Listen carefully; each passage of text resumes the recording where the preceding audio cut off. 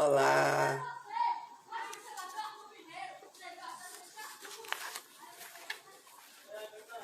Que alegria estar aqui para a primeira live do perfil Bom Vizinho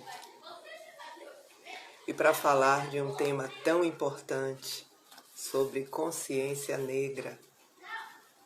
Ontem, dia 20 de novembro, dia da morte do líder Zumbi, a sociedade foi convidada para pensar sobre essa causa. Olá, bem-vinda! E cá estamos para falar sobre isso, para trazer curiosidades, informações. Será que o nosso bairro é preto, é pardo? Qual é a nossa cara? Vamos falar sobre isso e mais algumas coisas que eu tenho certeza que vão te surpreender.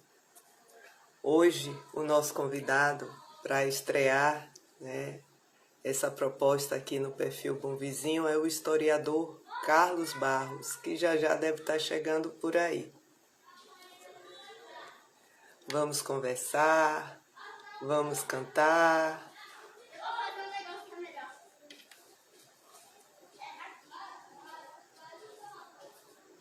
Por falar em Carlos, já estou com ele aqui.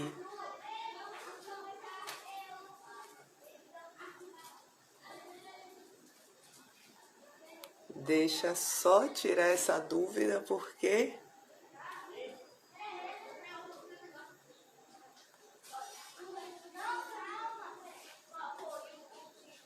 é o nosso convidado, né?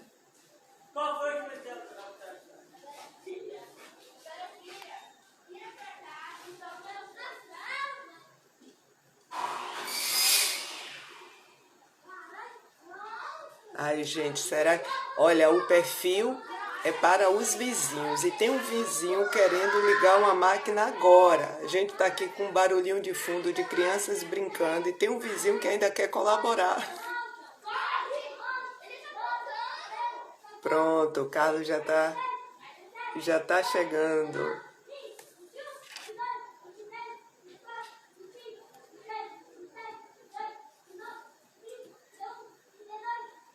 Pra gente começar a nossa live.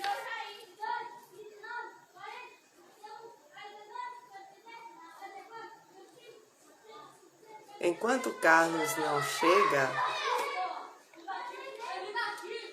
já vou aqui me preparar. Já vou me preparar para ler uma mensagem que foi produzida especialmente para esse momento.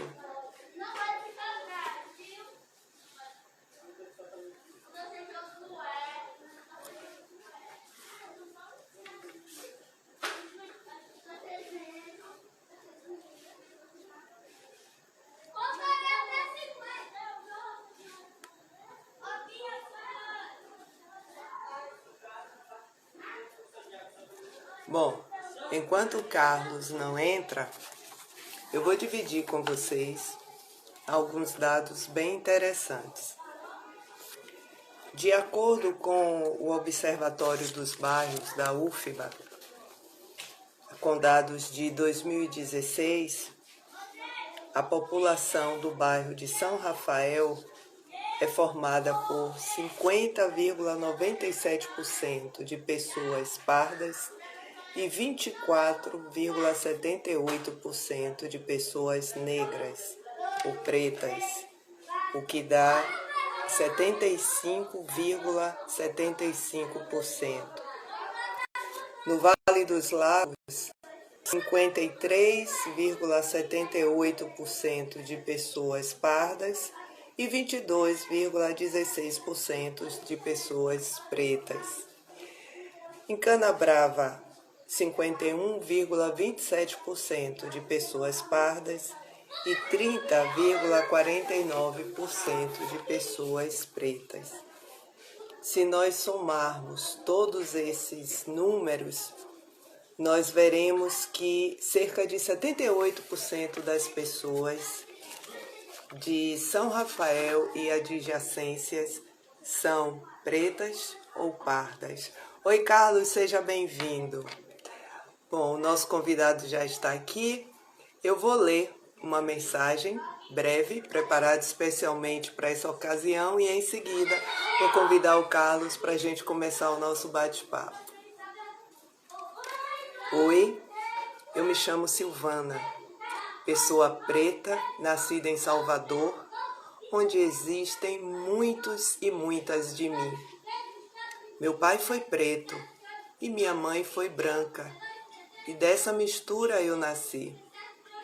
Sofri abusos por causa do preconceito, sentindo na pele desde muito cedo a dor de ter cabelos crespos e de ter visto eles serem desconstruídos a todo custo em uma época que eu não tinha escolhas. Cresci buscando meu lugar de referência e talvez por isso tenha tido muitos cabelos. Hoje eu entendo que meu valor não está nos meus cabelos e nem na cor da minha pele. E eu sou grata a tudo que eu herdei dos meus ancestrais negros. Tá louco viver sem um acarajé? Sem essa ideia de compartilhar o prato, a música, sem essa alegria e sem essa fé? De resistir se divertindo, de chorar cantando, de lutar sorrindo e enfrentar com coragem e paciência quem tenta nos invisibilizar? Esse é o legado da Mãe África. Amar a vida com todas as suas turbulências e ter a consciência de que o preto nasceu para brilhar. Vamos chamar então o nosso querido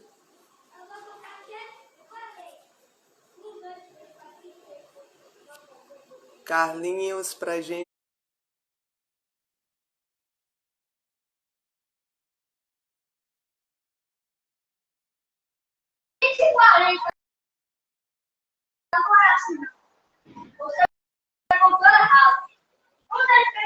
Carlos?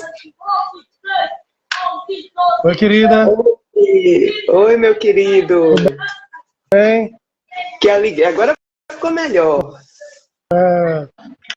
E aí, como estamos? Como estamos? Estamos aqui firmes e fortes, né? E bem esperançosos que essa sociedade mude e mude cada vez mais. É isso aí. Como é que você está? Tudo bem, uma correria grande, mas tudo bem. Normal, faz parte. Então, Carlinhos, eu gostaria que você se apresentasse, né, falasse um pouquinho de você, do seu trabalho. Você é o nosso vizinho de profissão, né? O nosso vizinho laboral, trabalha aqui na nossa região. Então, fala um pouco de você. Trabalhos, né? Um dos trabalhos. Esse detalhe. Olá, minha gente, tudo bem? Meu nome é Carlos Barros, eu sou cantor de música popular brasileira, sou professor, atuo na Secretaria da Educação do Estado da Bahia e estou aqui, fui convidado por Silvana para a gente falar um pouquinho sobre essa questão racial. Estou aqui para ouvir Silvana, ouvir as pessoas que estiverem aí, quiserem perguntar alguma coisa, e estou à disposição aqui. Nesse 21 de novembro, né? Ontem foi o Dia da Consciência Negra, e acho que é importante a gente realmente discutir essas questões no Brasil de hoje. Ainda é importante. Ainda é importante, mas você não acha que eu iria desperdiçar essa oportunidade de ter você aqui e não pedir para você abrilhantar, abrir essa live com a tua voz? Você acha que eu ia fazer essa loucura? Você tinha me falado isso. Tem muitas canções, né, que podem servir para ilustrar, para a gente pensar sobre essas questões raciais.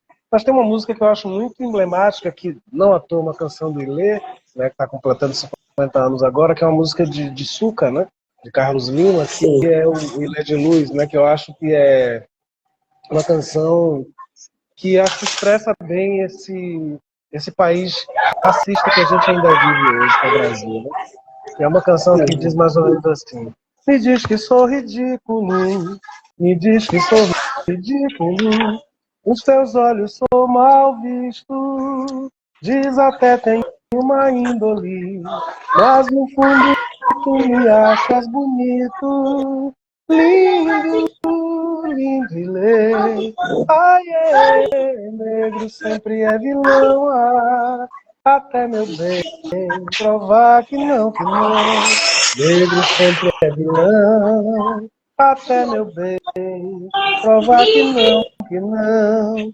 É racismo mesmo, todo mundo é negro de verdade. É tão escuro que percebo a menor claridade. E se eu tiver barreiras, pulo, não mudo, não. Com essa de classe do mundo, sou um filho do mundo, um ser vivo de luz. E leve luz, acho uma canção que ilustra bem, né? Ontem a Rede Globo fez um programa sobre fizeram um julgamento que não era um julgamento, que era tudo armado, né? E colocaram um júri, só o júri não sabia que era uma encenação. E justamente a partir dessa ideia do negro sempre é vilão, da suspeição que paira sobre as pessoas pretas e negras no Brasil. Então é isso, acho que o 20 de novembro é muito mais um dia de reflexão do que de celebração propriamente. Embora a gente possa celebrar o tempo, né? Sim, com certeza. E me chama a atenção, Carlos, que só depois de 13 anos, né, para virar um feriado nacional, principalmente na nossa capital. Exato, É o que eu acho que é o maior, é o que chama mais atenção, é Salvador vir a ter esse feriado oficial agora, depois de tanta luta. Aqui era para ser o primeiro lugar, aqui era para abrir as portas. Exato, e de repente, né, acontece dessa forma. Mas enfim, você estava falando aí dessa questão do negro ter que provar, né, por conta da letra da música que traz isso, e eu estava lembrando de quantas pessoas passaram pela história desse país e tiveram que pagar um preço alto para desconstruir essa imagem que perversamente foi construída, sim, né? E que tiveram que fazer o dobro de esforço para mostrar algo que, na verdade, não precisava que fosse dessa forma.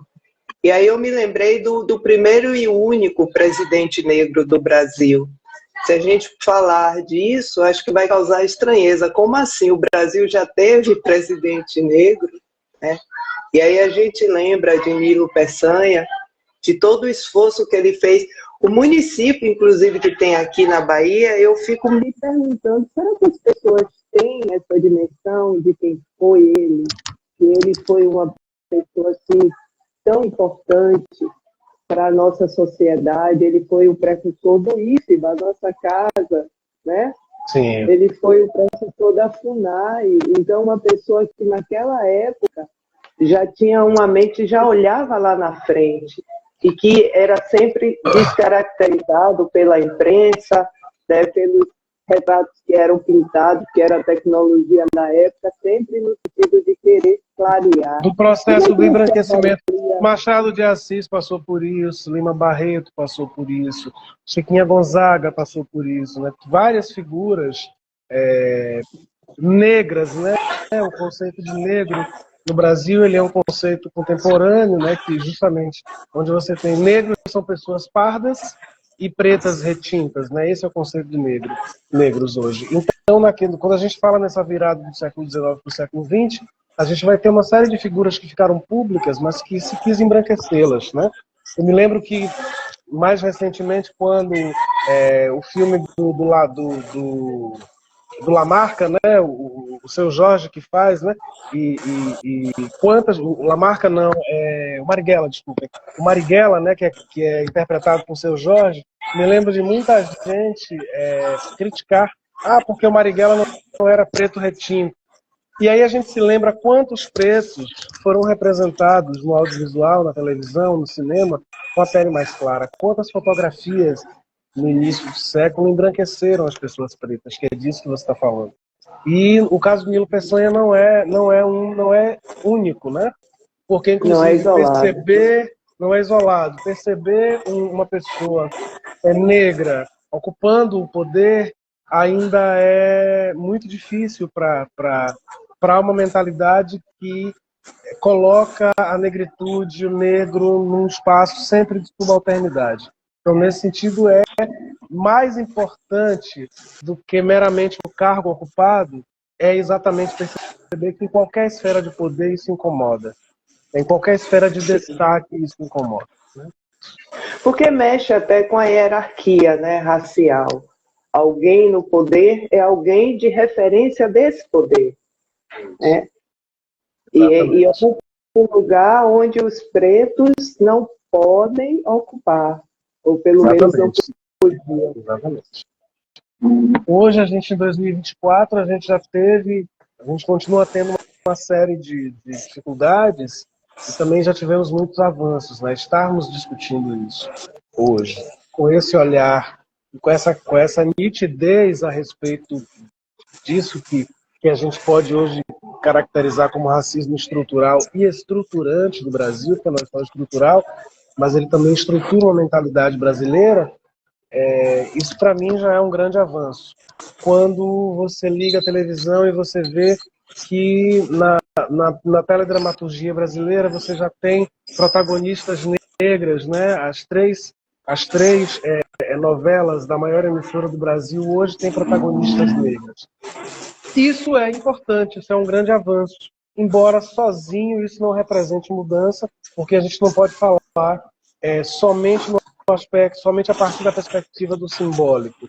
A gente precisa falar também da perspectiva da materialidade, e as materialidades, sobretudo relacionadas à classe social, nisso a gente ainda perde, né? Os piores salários, sobretudo as mulheres negras, né? Os piores salários,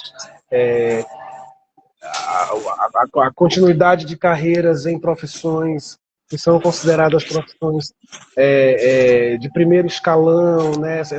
Essas classificações hierárquicas que a gente tem permanecem relativamente distantes de grande parte do povo negro. Sabemos que com as cotas a gente teve uma virada, né, acadêmica. Hoje as universidades já têm metade, né? Segundo pesquisa recente de pessoas negras e pessoas não negras ocupando os bancos das universidades. Então significa que os sistemas de reparação eles estão dando resultado, e isso é importante. Mas temos ainda muita coisa para... Temos uma caminhada longa ainda, né? Com esse avanço da extrema-direita no mundo, essa caminhada fica mais difícil, né? Porque a extrema-direita, ela é cruel, né? A extrema-direita, ela é sectária, a extrema-direita é desumana, né? O ultraliberalismo é desumano. E é muito ligada ao capital, né?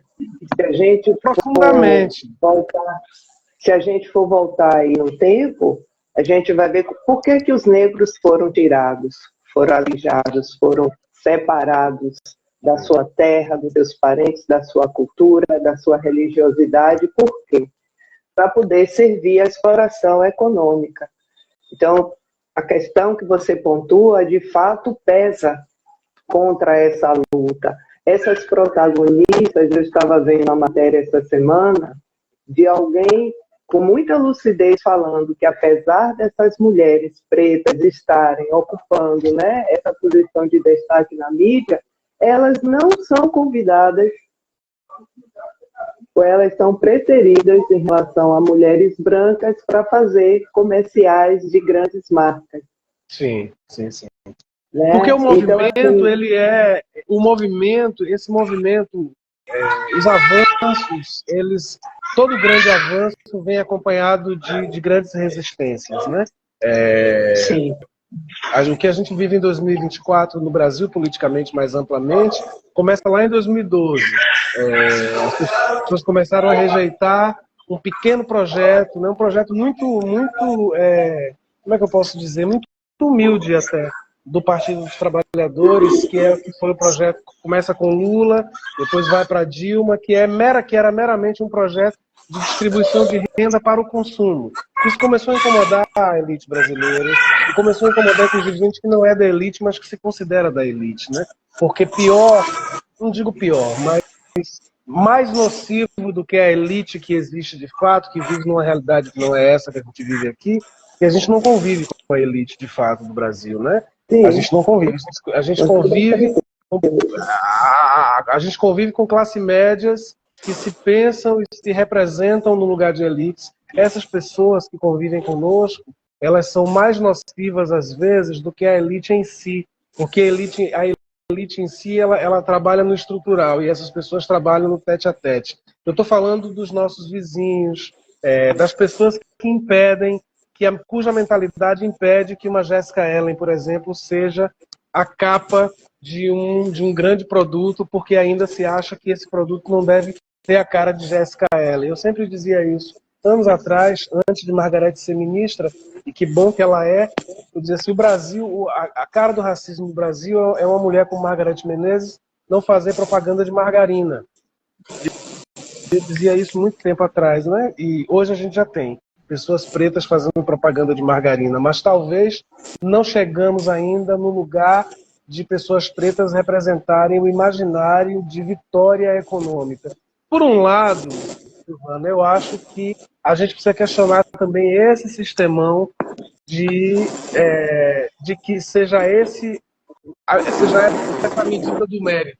Mas compreendo que, enquanto o mundo é capitalista, é preciso negociar com o capitalismo. Com muita parcimônia também, porque não adianta o povo preto ocupar os lugares de destaque econômico se a balança do capitalismo permanece tão concentradora, né? Esses problemas vêm junto. Não existe luta antirracista sem luta anticapitalista, é isso que eu quero dizer. E luta anticapitalista não significa não viver no capitalismo, porque ele é o sistema que está aí, mas ter uma consciência e uma noção de que esse sistema, o capitalismo, ele por si só é racista, ele é discricionário, ele é sectário, ele é opressor, ele em si, esse sistema em si. E está tudo dentro dele. Também não sei se o não capitalismo, acho que a proposta comunista, que é uma proposta cujo o horizonte é um horizonte de muita vitória para a humanidade, né? Muito poucas pessoas, todo mundo vomita a palavra comunismo, sobretudo da direita, e não tem a menor noção do que isso significa. Mas o comunismo é uma proposta, está lá nos escritos de Marx, mas tem anterior também. Saint-Simon falava né, os chamados socialistas utópicos. É um desejo humano de equanimidade, de igualdade. O comunismo seria o paroxismo disso, de nós não termos mais essas diferenças que oprimem. Não sei se a gente está preparado para isso, não sei em que momento estaremos, mas continuo considerando que a luta do povo preto não precisa ser a luta comunista, mas a luta do povo preto precisa estar irmanada com um ideal, que é um ideal que está lá no horizonte do comunismo, que é de que os destaques humanos não representem opressões, porque o capitalismo não está preocupado com isso, né? O capitalismo não está preocupado se para uma mulher negra brilhar na passarela, 20 mulheres negras estejam sustentando a passarela nas costas. O capitalismo não se preocupa com isso. Então esse é o desafio que a gente tem que se colocar diante dele para a gente não embarcar numa onda de que basta brilhar dentro do mundo capitalista para que a gente tenha a vitória antirracista. A vitória antirracista ela vem junto com a vitória anticapitalista, com plenitude. Enquanto não temos ela, a gente celebra as protagonistas negras da novela, porque elas também servem de inspiração para meninas, estudantes, meninas jovens que 20, 30 anos atrás, quando ligavam a televisão, só viam as personagens negras servindo bandejas. Zezé Mota disse isso essa semana, né? A Zezé é uma figura que sempre lutou contra isso, desde o início da carreira dela, né? E ela disse assim, eu reclamei porque eu só carregava bandeja e servia água nas novelas. E as representações, elas estão aí. Servir água é uma atividade absolutamente nobre, né? Servir água às pessoas, carregar bandejas. O que não é nobre é o lugar que a sociedade coloca pessoas que servem água. É por isso que a gente precisa negociar com o imaginário, né? É isso que é importante. Sim, com certeza. E o negro, o preto, enfim, ele não pode ficar eternamente, né, ad eterno, nesse lugar de resistência, nesse lugar de gueto. porque ele pode e deve ir para onde quiser, fazer o que quiser. Exatamente. Porque quantas pessoas, você pontuou aí, você trouxe várias pessoas no início da live, além de Nilo, né? De Nilo Peçanha, você falou de Lima Carme Barreto, Valide, Machado de Assis. Lima Barreto, Machado de Assis, né? Quantas pessoas com grande potencial. Chiquinha Gonzaga, né? Quantas pessoas com, nossa senhora, com uma carga intelectual, enfim. Sabe uma coisa que me chama a atenção, Carlos? É que na escola, com certeza está a grande possibilidade de quebrar, né, muitas transmissões de conhecimento que já acontecem de uma forma contaminada, digamos assim, ou pouco elucidativa. Porque se a gente pensar, né, que esse conhecimento começou na oralidade e que ele permanece mesmo sendo passado apesar de toda a nossa conjuntura atual, mas que o berço primeiro dele é a família, e essa família ela reproduz o que recebe para gerações futuras que passam adiante, onde é que esse ciclo vai ser quebrado?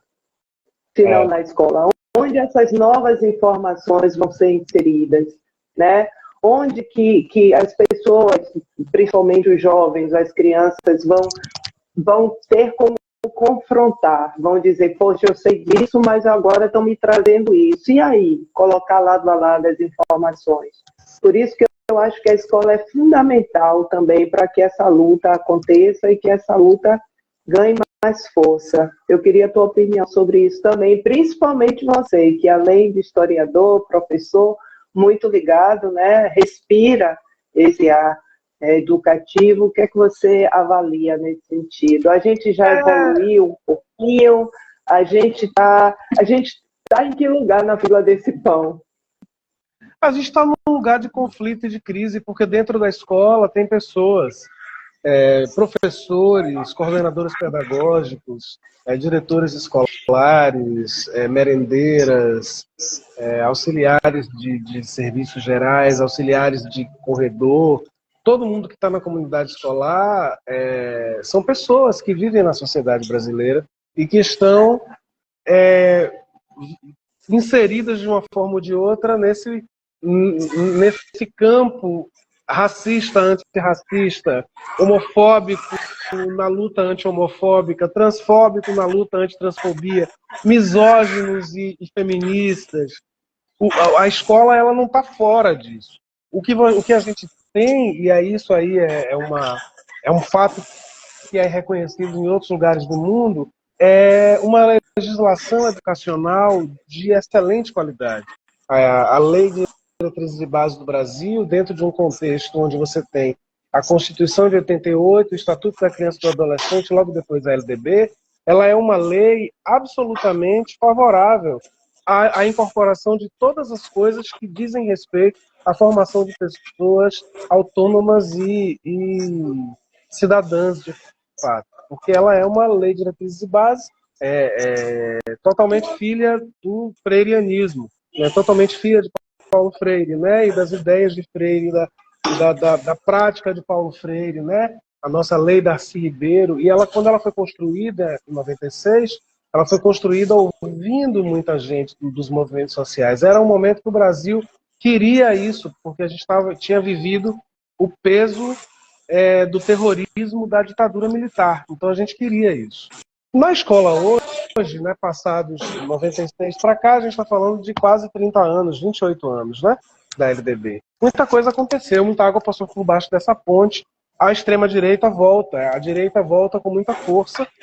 E na escola nós temos todas as possibilidades de pensamento, que a democracia permite isso, que bom que ela permite.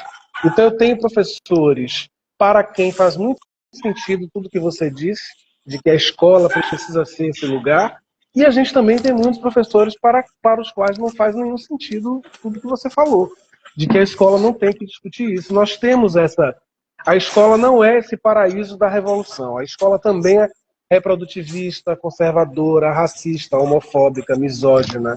A escola tem gordofóbica, porque ela está dentro da sociedade. Né? Isso, ela é uma expressão da sociedade. O que a gente não pode permitir é que essa liberdade de pensamento de todos nós, dos meus colegas professores, a gente não pode permitir que essa liberdade fira a lei.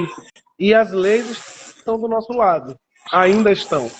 Nós temos um LDB interessantíssima, um Estatuto da Criança e do Adolescente que é modelo para o mundo, uma Constituição que é modelar para o mundo, leis, alterações da LDB que favorecem a discussão racial, a 10.639, a 11.000, né? Eu sempre esqueço a 11.078, 678, sempre esqueço, que é justamente a que altera a lei do ensino de cultura brasileira e incorpora história indígena, né? Que é mais completa. Nós temos uma escola que é aberta, e aqui na Bahia a gente pode falar isso, né? Com qualquer possibilidade de divergências que se tem em relação ao tempo que o PT está no governo da Bahia, mas há fatos incontestes, que são as aberturas que essa sucessão de governos do PT na Bahia estabeleceram ao longo do tempo, estabelecem hoje para que essas discussões aconteçam. Então ninguém é tolhido, muito pelo contrário, né? A escola pública da Bahia hoje, do ponto de vista da organização estruturante dela, ela é um campo muito fértil para a produção de cidadãos pensantes. Há uma série de outras questões dentro. Questões relacionadas à satisfação e à insatisfação dos professores, com as suas trajetórias, com as condições salariais, né? Nós estamos vindo de muitas perdas também. E isso gera um certo desconforto, que não justificaria, evidentemente, a recusa em formar pessoas antirracistas, formar pessoas que estejam preparadas para viver no mundo da diversidade, onde alguém nasceu saindo um pouco do território do racismo, porque é uma coisa que está muito presente na escola, onde alguém na certidão nasceu com o nome de Jorge, mas que aos 14, 15, 16 anos entende-se como Sofia. E a escola precisa estar preparada para isso, né? E não ser transfóbica. A escola precisa estar preparada para compreender a diversidade religiosa e não dificultar a vida de uma pessoa que fez o santo e que precisa sentar num banco pequeno e tem que se vestir de branco e tem os horários para entrar e para sair. A escola tem que estar preparada para isso. Às vezes nós conversamos e tem pessoas que dizem assim, mas a escola, isso é muito para a escola. Mas é condição sine qua non da existência da educação. A educação recebe tudo. Nesse sentido, a escola, guardadas as devidas proporções, ela precisa estar preparada para o mundo que nem um hospital de emergência. Num hospital de emergência, você pode chegar uma pessoa com uma pequena dor de cabeça e aquilo ser apenas uma dor de cabeça. Mas pode chegar uma pessoa com uma fratura exposta e ela ter que ser colocada numa cirurgia de emergência. A escola ocupa o mesmo lugar. A diferença é que nós não recebemos pacientes, a gente recebe pessoas, quem é da escola recebe pessoas em processo de formação, crianças, jovens, adolescentes, adultos e idosos. Também temos a educação de jovens e adultos, temos a andragogia, que é ensinar as pessoas mais velhas, que perderam o bonde lá atrás, porque tiveram que trabalhar, porque não tiveram oportunidade, e, sobretudo, a escola pública. Eu não sei responder a você em que lugar a gente está. Eu sei que a gente está num lugar de conflitos, porque a sociedade no mundo, o mundo está, e, sobretudo, a sociedade brasileira. Nós somos uma sociedade que, na última eleição, agora de prefeitos, elegeu grande maioria de partidos de direita, de partidos de extrema-direita, de pessoas com pouquíssimo comprometimento com o social, e foram muitas pessoas pobres, pretas, que elegeram essas pessoas. Então isso, no mínimo, é uma crise de identidade. É uma percepção da realidade que, na minha leitura, é uma percepção quase que esquizofrênica. Né? Quando eu apoio projetos políticos que, nitidamente, não estão nem aí para mim. Porque eu acredito que, no fundo, eu quero estar naquele lugar. A sociedade brasileira não é tão coitadinha assim. O povo brasileiro em si não é esse povo tão coitado nesse sentido, porque também é muito preconceituoso achar que as pessoas não pensam. Elas pensam sim. Quando se elegeu Jair Bolsonaro, E quando as pessoas ainda batem palma para ele, é porque Jair Bolsonaro ressoa em algum lugar da alma dessas pessoas, da maneira como elas se construíram no mundo. Todo mundo tem um Jair Bolsonaro dentro de si. Joaquim Nabuco colocava isso muito bem sobre o caráter escravocrata da cultura brasileira. Nós nos construímos assim. Uma sociedade que ficou 300 e tantos anos escravizando pessoas não ia se livrar disso tão facilmente, até do ponto de vista da espiritualidade, para quem acredita nisso, né? Nossas almas, eu ouvi uma vez de um caboclo, de uma entidade, né, de um caboclo, na minha casa de santo, uma coisa muito interessante, ele pedindo para todo mundo rezar o credo e a Ave Maria e tudo mais, e algumas pessoas achando estranho que um índio, né, um espírito indígena, estivesse mandando rezar uma reza católica. E aí ele parou e fez assim, mas isso não é para mim, isso é para vocês. É a alma de vocês que precisa disso. São as dores das almas de vocês que precisam disso. Eu saí um pouco do campo da ciência, indo para outros entendimentos. É muito difícil uma sociedade como a nossa, um povo como o nosso, a nossa ancestralidade é carregada de luz e sombra o tempo inteiro, de muito sangue.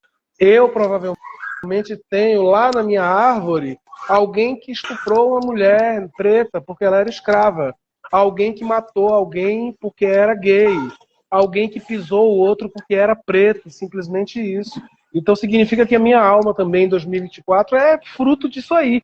Estou colocando essas coisas só para dizer o seguinte, que essa crise é uma crise de todos nós. Ninguém é inocente nisso aí, ninguém está livre, ninguém é 100% antirracista, 100% anti-homofobia. Todos nós trazemos germens e sementes do mal em nós. Qual é o nosso trabalho? Observar isso e limpar isso e dissipar isso da gente. Porque a gente traz isso conosco, né? Então, quando o Brasil, na eleição presidencial agora, a gente tem quase um empate entre Lula e Bolsonaro, isso é muito eloquente. Não que Lula seja uma divindade acima do bem e do mal, não, mas o projeto Lula é um projeto muito mais afeito a tudo que você me perguntou, se a escola estaria preparada, da luta antirracista, da discussão toda, que passa longe do projeto Jair Bolsonaro e etc. e tal, está mais que provado agora. O cara foi indiciado hoje num processo de conspiração para matar o seu oponente, né? Mas para muitas pessoas, mesmo com tudo isso que está acontecendo agora, amanhã elas continuarão dizendo que elas continuam apoiando Jair Bolsonaro. Eu não tenho pena dessas pessoas. Eu quero dizer a você, assim, eu quero me colocar também nesse lugar de que quando a gente está na luta, eu não tenho piedade dessas pessoas. Eu não tenho que ter piedade. Eu não tenho que ter piedade do racista. Eu não tenho que ter piedade do homofóbico. Essa responsabilidade não é minha como ser humano. Eu não quero, pelo menos, ela. Ela é uma responsabilidade ampla do universo. Não quero que essas pessoas morram. Não quero ser o responsável. Não quero ser o responsável pela queda delas. Mas também não quero ser o responsável por mantê-las de pé, porque elas querem que a gente morra. Na cabeça delas, o projeto de democracia, discutir o racismo, discutir o papel da mulher negra, entender as dores que você falou aí no início na sua fala tão profunda em relação ao seu cabelo e como isso lhe feria, como as pessoas lhe feriam. Essas pessoas estão pouco se lixando para isso. Então, o que eu quero dizer é que isso é entre pessoas ricas, pobres, brancas, pretas, né? Porque tem preto de direita também, tem pobre de direita, e que você tem uma série de explicações da ideologia dominante, etc. e tal. Mas eu, Carlos, nem como artista, nem como professor eu tenho obrigações dentro da minha sala de aula, nas formações que eu faço, na minha fala profissional, mas eu não tenho esperança de que essas pessoas mudem, é isso. Talvez seja duro dizer isso, eu não tenho a menor esperança de que uma pessoa que é racista, conscientemente, que compreende o que é aquilo, eu não tenho esperança de que ela se modifique. Eu quero que ela respeite, e é preciso que haja leis e dureza suficiente para que, quando ela vier, a gente esteja armado de fato, sem sangue e sem guerra. Mas, quando você coloca o pé, diz assim, daqui você não passa.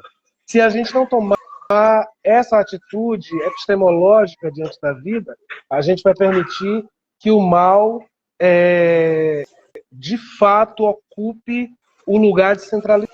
idade. A gente está num momento muito crítico. Eu estou com 48 anos de idade, recém-feitos. Eu não sei o que será da gente daqui a 10 anos, daqui a 20 anos. Não sei como vai ser minha velhice diante disso tudo. Não sei se eu vou, por exemplo, ter interesse em estar nesse país, entende? Da forma como nós estamos. A gente avançou muito e os escrotos, os bichos escrotos da música dos Titãs, lá dos anos 80, daquele disco Black Blonde, né? Os bichos escrotos, eles não estão admitindo que a gente discuta essas questões aqui. Eles não estão admitindo. Eu fui participar de um evento hoje e fiz uma brincadeira com uma outra professora. Eu fiz assim, vem aqui fazer um vídeo, 2 pretos juntos, brincando com ela. E um professor, aparentemente muito bem intencionado, tudo, mas um homem branco, fez assim, e só pode os pretos, então eu não posso entrar na foto. Aí é o que eu te falei. Eu disse, não, você entendeu errado. Não, ninguém está falando isso, não. Não, porque não é para não ser o reverso. Eu disse, não tem racismo reverso, eu não estou a fim de conversar com você sobre isso. É isso, entende? Não temos também que ter parcimônia e paciência com todo mundo. 2 mulheres ontem, fizeram um vídeo dizendo que baiano era preguiçoso, e que aí depois elas vieram fazer um vídeo pedindo desculpas. Eu estou cagando para as desculpas delas, eu quero que elas saiam da minha vista, não venha mais para cá, porque senão a ideia da compaixão até crística, né? Tem uma música de Gil, a ideia da compaixão crística não é passar a mão pela cabeça, é isso que eu quero dizer. Tem uma música de Gil chamada Cada Tempo em Seu Lugar, que tem preciso refrear um pouco o meu desejo de ajudar, não vou mudar o mundo louco, dando socos para o ar. Não posso me esquecer que a pressa é a inimiga da perfeição. Se eu ando o tempo todo a jato, ao menos aprendi a ser o último a sair do avião. Aí tem um verso que ele diz assim, preciso me livrar do ofício de ter que ser sempre bom. Bondade pode ser um vício, levará a lugar nenhum. Não posso me esquecer que o açoite também foi usado por Jesus. Se eu ando o tempo todo aflito, ao menos aprendi a dar meu grito e a carregar a minha cruz. Então que a escola, a igreja, os evangélicos, todo mundo carregue suas cruzes também. E a gente não tenha medo de olhar para a cara deles e dizer, vocês são racistas, vocês são pessoas perniciosas, vocês fazem com que um professor de história tenha medo de tratar em sala de aula de história da África, porque vocês incutiram na cabeça de seus filhos que falar de África é falar do demônio. Então, é isso. Por isso que eu não sei dizer o interessante... escola, eu vejo tudo isso na escola. Avanços e retrocessos. Eu vejo luzes brilhantes e sombras que eu não acredito. Dentro da escola. E assim, quem contou a história da África, né, é um dado curioso, que a história da África não foi escrita pelos negros. Antes da gente caminhar por aí, eu brinquei, você viu, né, no perfil, sobre essa questão, quem era preto. Inevitavelmente eu ganhei, né? Eu fui a única. E aí tudo bem, você é branco, fenotipicamente, né? A sua característica, a cor da sua pele é clara, a minha é escura, mas você é negro. Como é que fica isso, Carlos? Como é que se explica isso para as pessoas que ainda têm um pouco de dificuldade com esse letramento? No livro Verdade Tropical, no livro de 1997, Caetano Veloso fala uma coisa, um livro de Caetano escrito por ele, né? Ele fala um negócio muito interessante sobre ele e Gilberto Gil. Ele diz que ele, e aí ele usa essa expressão mesmo, que é eivada de questões, mas que é uma expressão que existe, que é o mulato, né? Ele diz assim, eu sou um mulato claro, suficientemente claro para ser branco na Bahia.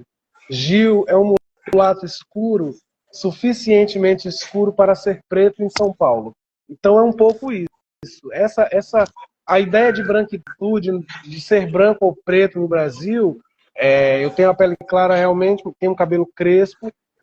O que mais delataria, digamos assim, a minha negritude é quanto mais meu cabelo cresce, mais preto eu fico. né, mais evidentemente negro eu fico. Eu fiz até em 2017. Eu fiz um espetáculo chamado Preto, que era uma brincadeira mesmo com isso, né? Que era bem essa coisa, era todo centrado em música, em músicas que tocavam nessa questão, e tinha um figurino que Cláudio de Moura fez para mim, com motivos africanos e tudo mais, porque para mim nunca foi uma questão, nunca precisou ser uma questão.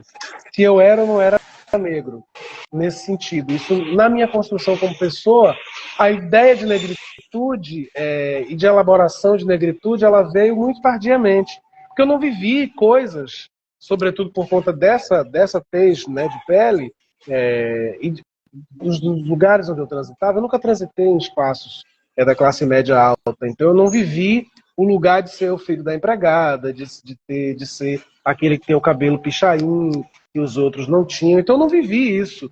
O meu trânsito sempre foi entre os pobres. E entre os pobres, no cruzamento, eu me saio... Eu tenho menos chance de ser abordado pela polícia com a truculência de um revólver batendo na minha cara. Isso eu tenho clareza. E acho que é importante eu ter essa nitidez e essa clareza.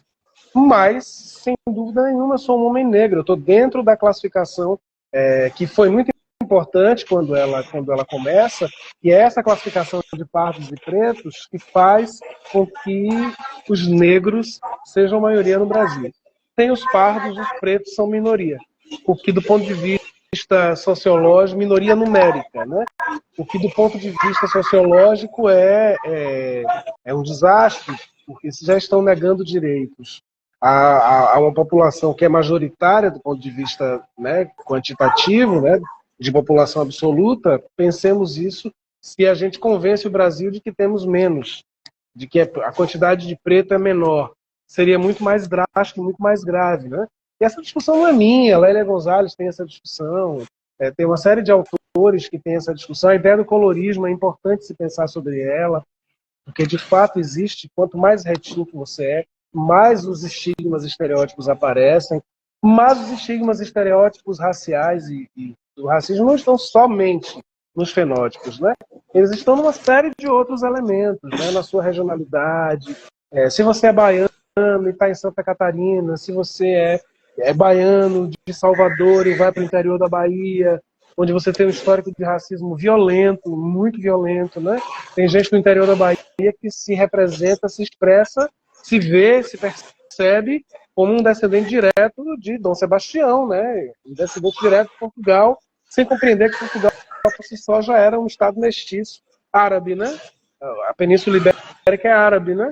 Totalmente. Então, a branquitude portuguesa ela é bem relativa. Então é isso. Isso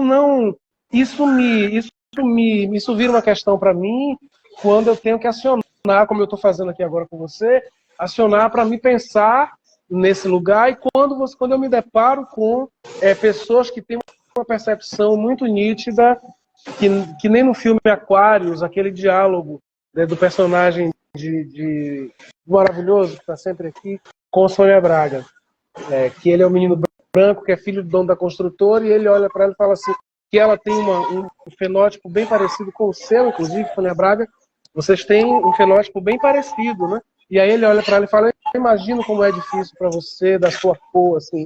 Eu também me deparo com isso, não com essas palavras, mas com as atitudes das pessoas, por exemplo. Vou lhe dar um exemplo bem, bem prático disso. Eu sou uma artista que me elaboro no palco, mas fora do palco eu não tenho a menor necessidade de me fantasiar de artista. Então eu ando de gola polo, calça jeans, quando eu vou, isso é meu estilo.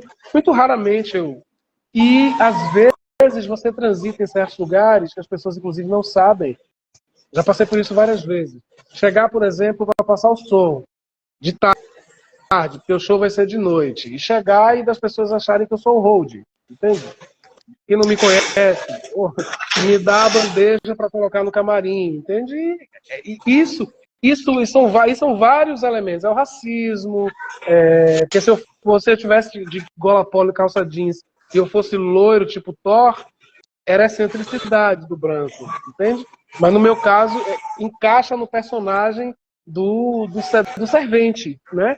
No máximo, no mínimo, o servente pardo que trabalha na casa da sinhá branca. Então isso acontece. Acontece. Dois pesos e duas medidas, né? Isso acontece mesmo. Acontece muito mais. Eu fui para a Europa com um grupo de músicos, dos quais 3 eram pretos retintos.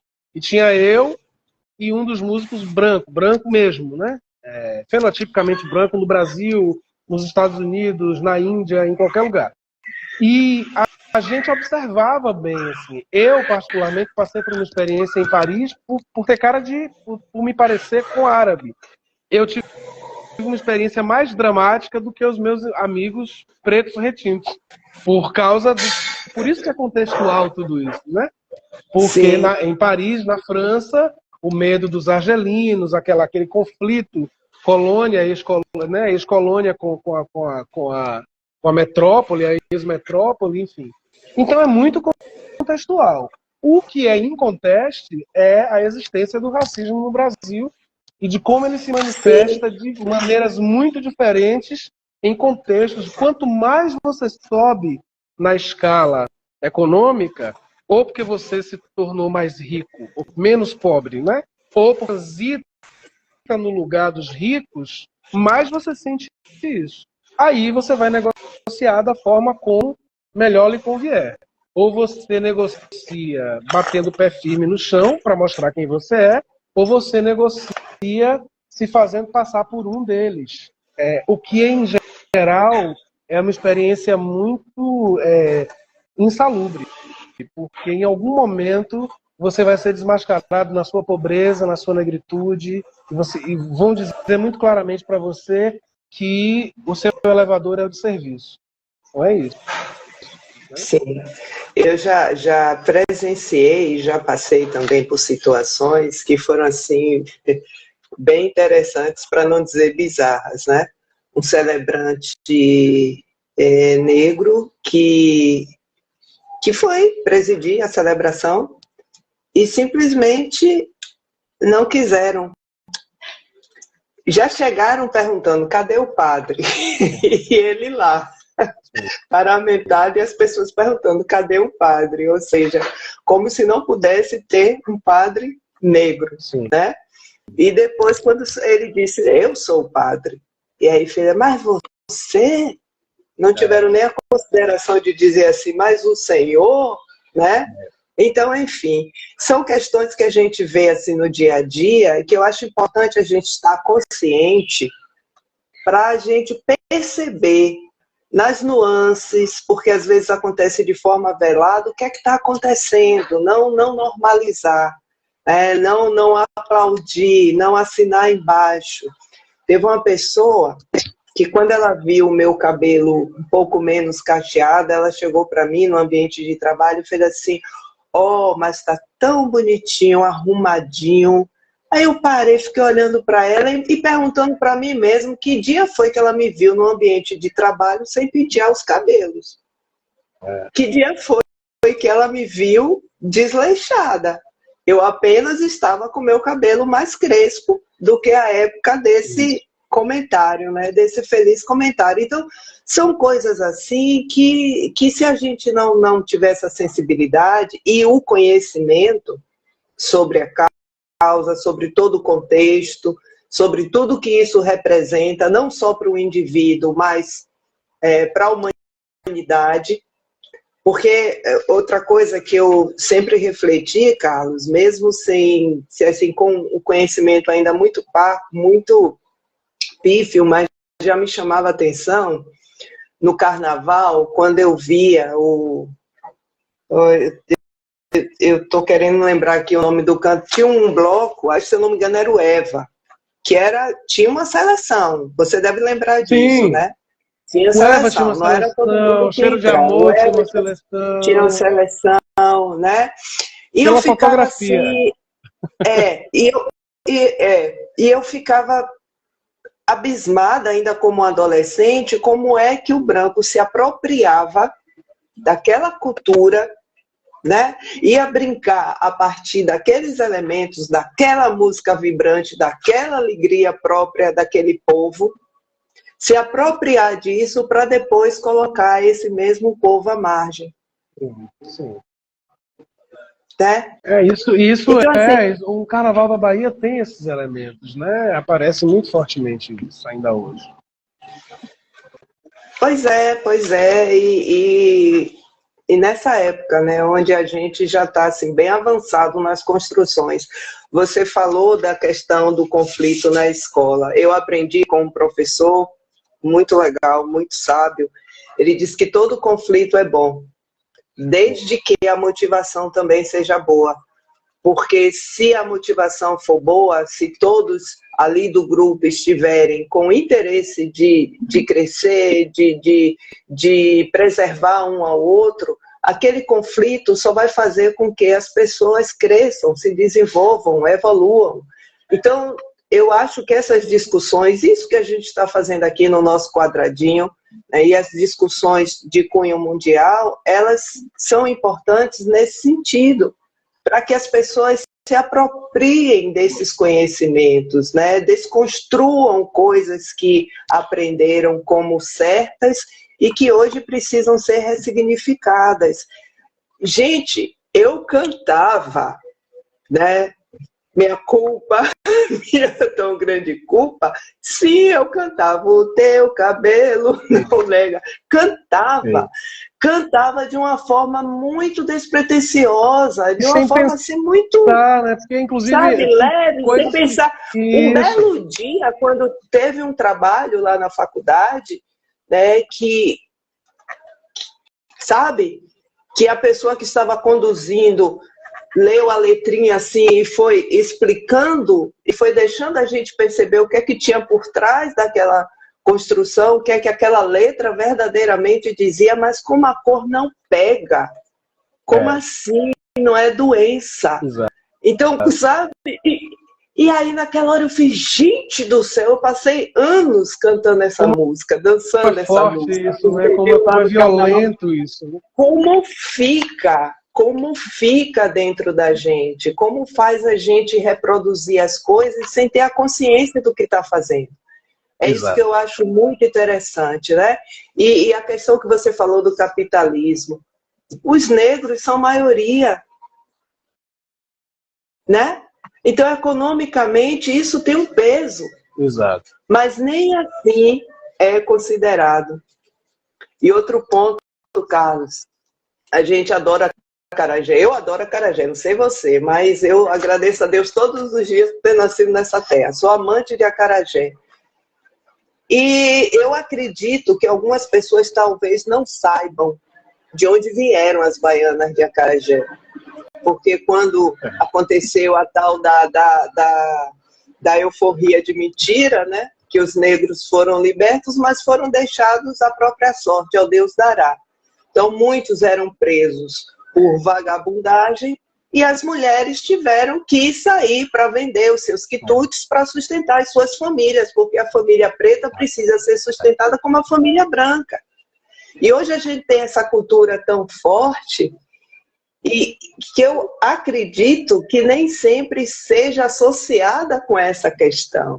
Ela fica num lugar muito romantizado, um lugar cultural, que é nobre, que é válido, que é legítimo, mas eu não sei até que ponto as pessoas sabem que aquele ofício é fruto de uma estrutura social, porque eu fico pensando, Carlos, se os negros daquela época tivessem recebido o aporte que os imigrantes receberam, o apoio, inclusive, a grande discussão do... né? Como não estaria a nossa sociedade? Esses negros, essas potências, esses expoentes que brilharam sem apoio. Imagina se a população negra, raçuda, resistente, lutadora. Claro, eu não estou falando da totalidade, mas eu estou falando de uma questão que também é evidente. Como seria a nossa sociedade hoje, com essa população em maioria, quantitativamente falando, se ela estivesse com estudo, se ela tivesse aporte financeiro, se ela tivesse os mesmos privilégios que foram dados para brancos de fora, não foram nem daqui, né, da nossa casa. Mas a gente teria uma sociedade menos opressora, promissora, a gente teria uma sociedade mais equilibrada, do ponto de vista dos direitos do que a gente chama de equidade racial, né? Carlinhos, não sei porquê, parece que a live vai fechar. Eu vou chamar você de volta para a gente encerrar.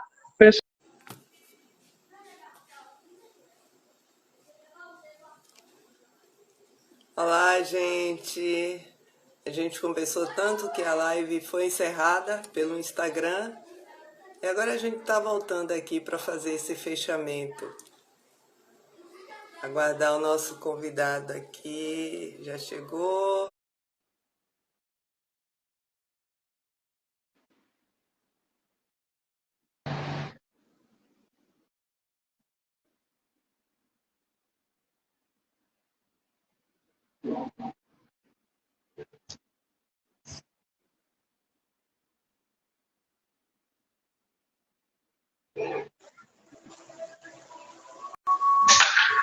Não te vejo e não te... Oi, tô aqui, mas não te vejo. Você me vê? Eu tô te vendo. Pronto, agora sim. A gente conversou tanto que uma hora fez assim, ó. Então vamos fechar. Eu quero te agradecer profundamente. Viu? Foi uma bela oportunidade para aprender, para aprofundar os conhecimentos, para entender essa conjuntura, né, política, perceber que o contexto influencia muito, que nós somos frutos de uma história, que as coisas não acontecem assim sem um motivo, né, sem uma causa. Então foi um presente. E agora a gente começou com uma música belíssima, né? Uma música histórica aí, que não vai ser esquecida, acho que jamais. E eu queria te fazer um pedido, posso? Se puder fazer. Aquela musiquinha, um abraço negro. Dona Ivone Lara, né? Um hino, né? Dona Ivone, que foi uma mulher preta que teve que lutar contra o preconceito dos homens pretos sambistas que não admitiam mulheres compositoras, né? E ela tinha que mentir originariamente, dizendo que as músicas não eram dela, até que ela conseguisse se firmar nesse lugar, né? Dona Ivone Lara, e vou agradecer já o seu convite, agradecer as pessoas que estavam aí, que assistiram, e vamos lutando. Sim. O nosso caminho é esse, sem perder a esperança, mas sabendo que a luta é grande. A luta é grande. Consciência e fé, né? Sim, gente, obrigado. Antes de Carlinhos aí encerrar nossa live com a voz dele maravilhosa, muito obrigada a todos vocês que estiveram aqui, tá? Tornando esse momento especial. Vamos lá, tá contigo. Dona Ivone, um abraço negro, um sorriso negro, traz felicidade, negro sempre fica sem sossego. Negro é a raiz da liberdade. Um abraço negro, um abraço negro, um sorriso negro, felicidade, negro sempre fica sem sossego. Negro é a raiz da liberdade. Negro é uma cor de respeito. Negro é inspiração. Negro é silêncio, é luz. Negro é a solidão. Negro que já foi escravo. Negro é a voz da verdade. Negro é destino e amor. Negro também é saudade. Um abraço. Um sorriso. Tchau, minha gente. Tchau, minha gente. Um beijo pra vocês. Beijo, obrigado, Silvana. Obrigado, minha gente. Boa noite. Obrigado. Boa noite, querido. Fica com Deus. Nós todos. Tchau, gente.